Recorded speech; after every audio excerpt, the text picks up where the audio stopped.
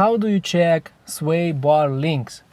First of all, the symptoms of a bad sway bar link is when your car makes clunky noises when it goes on a bad road. So when your car sways a little bit and it clunks or makes some popping sounds, this means that the sway bar link is not okay. Usually these links live forever, but only if your car goes in a very good road. So if you live in a place where the quality of roads is not very high, it's very likely that the sway bar links will be the first thing in your suspension that will clank and make other noises, and you will need to replace them. While replacing the sway bar link is not really that simple and it's not a DIY thing, I think that checking them is a really DIY thing. So the sway bars in modern cars are usually installed in the front part only.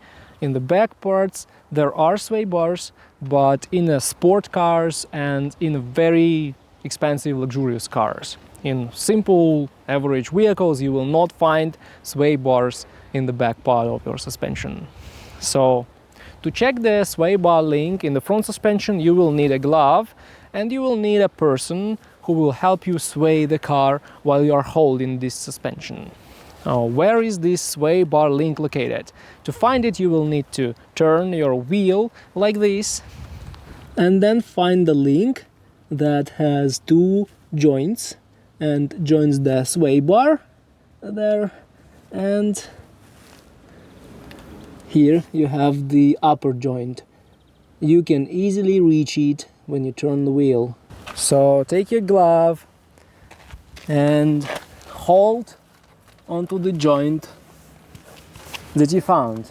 Make it upper joint first because it's easy to get, and hold it firmly in your hand.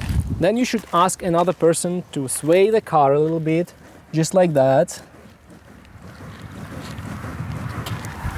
And if this link is broken, it will have some free play in it. So one of the joints will have the free play.